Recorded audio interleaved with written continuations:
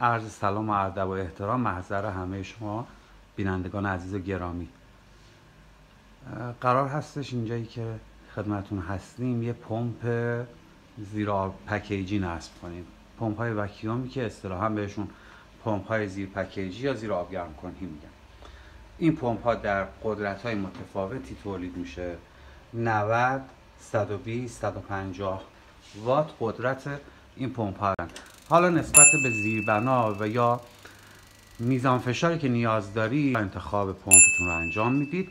چند تا نکته مهم و کلیدی توی نصب این پمپ هست که انشالله همراه هم هستیم توی نصب این پمپ تا اون نکات کلیدی و ریز رو حتما خدمت شما عزیزان عرض میکنم که توی نصباتون دقت بکنید. برای شروع کار ابتدا بایستی شیر آب سرد رو قطع کرد، یعنی آب سرد ساختمان قطع بشه، چون لازمه که ما شیلنگی که متصل به آب سرد پکیج هست، یعنی آب سرد پکیج رو از لوله ورودی به زیر پکیج متصل کرده باز کنیم، لوله رو از دیوار باز کنیم، انشعاب گیری کنیم برای نصب پمپ. همراه من باشید.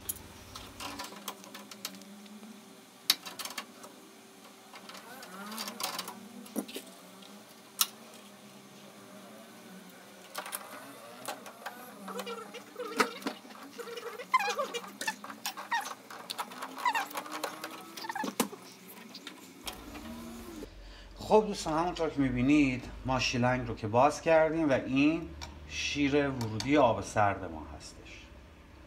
طبیعتاً حالتی که به ذهن هر آدم فنی برای نصب این پمپ میرسه این هستش که توی حالتی که اینجا داریم و جایی که اینجا داریم خب این رو این شکلی نصبش کنید و از خروجی ببرید برای ورودی به آب سرد پکیج.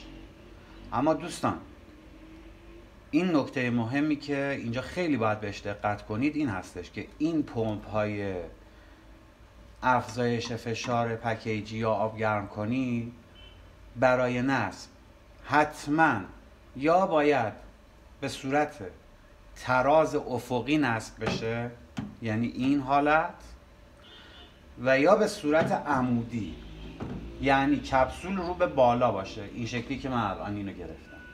یعنی شما اجازه ندارید پمپ رو اوریب نصب کنید، شیبدار نصب کنید یا حتی کپسول رو به پایین باشه.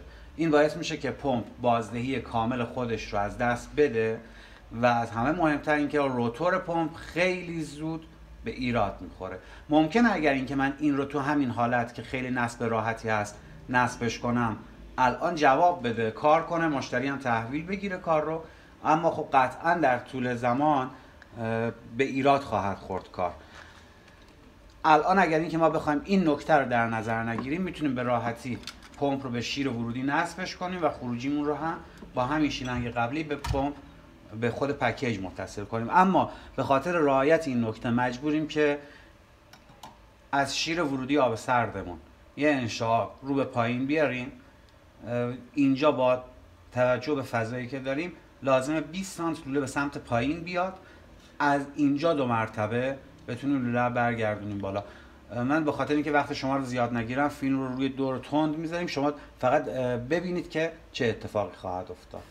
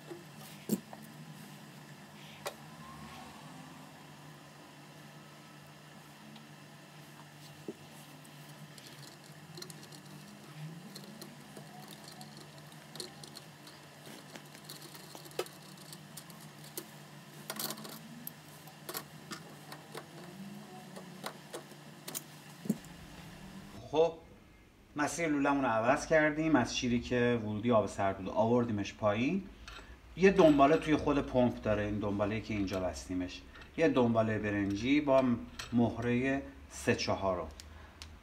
ما اینجا پمپ رو داریم. روی پمپ خودش یه فلش یا علامت داره که نشون میده جهت ورود آب و خروج آب به پمپ کدوم سمته. طبیعتا انتهای فلش ورودی و نوک پیکان فلش خروجی آبمون از این پمپ هستش. و همونطور که عرض کردم پمپ قراره که به صورت عمودی و ایستاده اینجا نصب بشه، به همین دلیل اون لوله رو کشیدیم. پمپ رو مهره 3/4 که اینجا نصب کردیم رو به مغزی ورودی پمپ نصب میکنیم. روی مغزی قسمت خروجی پمپمون شیر سویچری که داخل خود پمپ هست، این هم با یه مهره 2.5 نصب میشه به خروجی پمپمون. یعنی عملا زمانی که پمپ رو به ورودی نصبش کردیم، خروجی پمپ رو هم با این میکرو سویچی که خود پمپ همراهش هست نصب میکنیم که این میکرو سویچ کارش فرماندهی برای استارت و استاپ پمپ هست که اون رو هم مدل کارش رو خدمتتون عرض میکنم. برای آب بند کردن مهره های خروجی و ورودی پمپ به هیچ عنوان دوستان از نوار تفلون استفاده نکنید و حتما و فقط از واشرهایی که همراه خودش هست استفاده کنید. اگر اینکه واشراتون خراب شد، گم شد، پاره شد یا به هر دلیلی نیاز به واشر مجدد داشتید، میتونید از واشرهای 2.5 پشت شیر مخلوط هم استفاده کنید. واشرهای پشت شیر مخلوط هم برای اینجا کارایی خواهد داشت. واشر رو داخل مهره میذارم.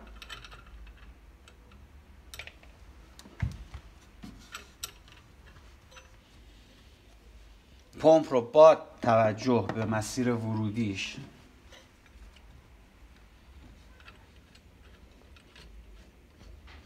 قرار میدم سر جاش، مهرش رو صفر میکنم تا آب بند بشه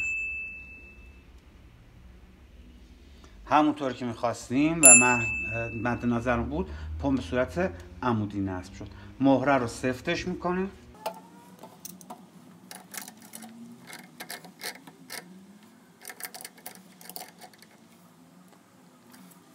ورودی پمپ نصب شد. خروجی پمپ رو هم به همین روش، همونطور که عرض کردم خدمتتون، با همین میکرو سویچی که داره واشر رو این بار داخل مهره میکرو سویچ میذاریم و میکرو سویچ رو هم به خروجی پمپمون نصب میکنیم. عزیزان دقت کنید، میکرو سویچ چون یا حالت سوپاپ مانند یا شیر یک طرفه هم داخل خودش داره برای عمل کرد، این هم حتما باید به نحوی نصب بشه که قسمت پلاستیکی یا همین فلشی که روش هست به صورت عمود و تراز سمت بالا باشه و الا دریچه و شیر خودکارش درست عمل نمیکنه و ممکنه که پمپ هرزگرد روشن بشه بدون اینکه نیاز باشه، بدون اینکه شیر آب رو باز کنید پمپ استارت بخوره.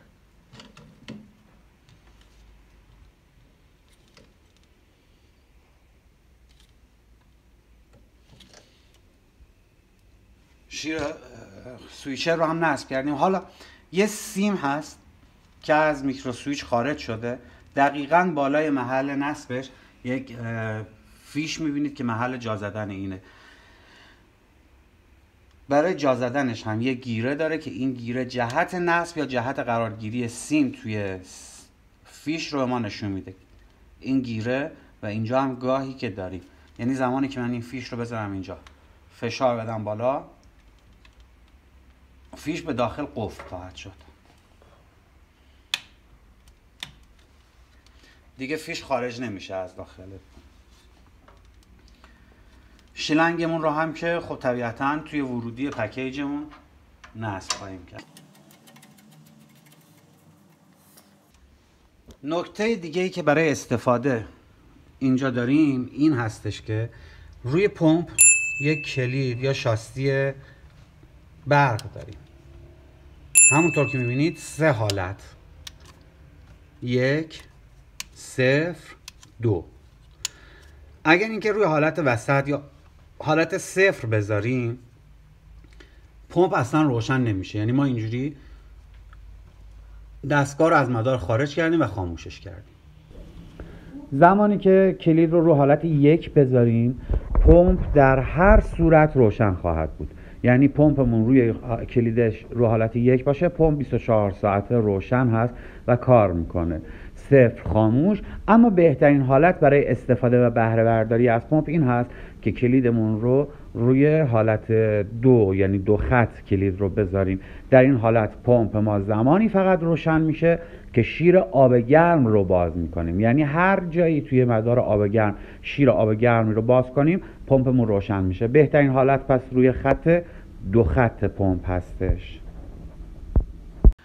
سیم ورودی یه سیم برقش رو هم خب طبیعتاً به برق خواهیم زد که پمپ استارت بخوره بعد از اینکه شیر فلکه آب رو باز کردیم و کار رو تست کردیم انشالله انجام میدیم. من شیر فلکه رو برم باز کنم و برگردم. خب دوستان، ما پمپ رو نصب کردیم، تموم شد. شیر فلکه آب رو هم باز کردیم، لوله‌هامون تسته. حالا برای تستش دستگاهمون رو هم به برق متصل کردیم. شیر آب گرم رو باز کنید لطفاً. میشنوید صداش رو دیگه. زمانی که شیر آب گرم باز میشه، پمپ استارت میخوره، پکیج روشن میشه. شیر رو ببندید. به محض اینکه شیر آب گرم رو میبندن، پمپ خاموش میشه. 2 مرتبه باز کنید، ببندید و تمام. بازم اگر سوالی، نکته‌ای یا ابهامی توی ویدئو بود کامنت بفرمایید، من در خدمتون هستم و جواب خواهم داد. حتما موفق باشید.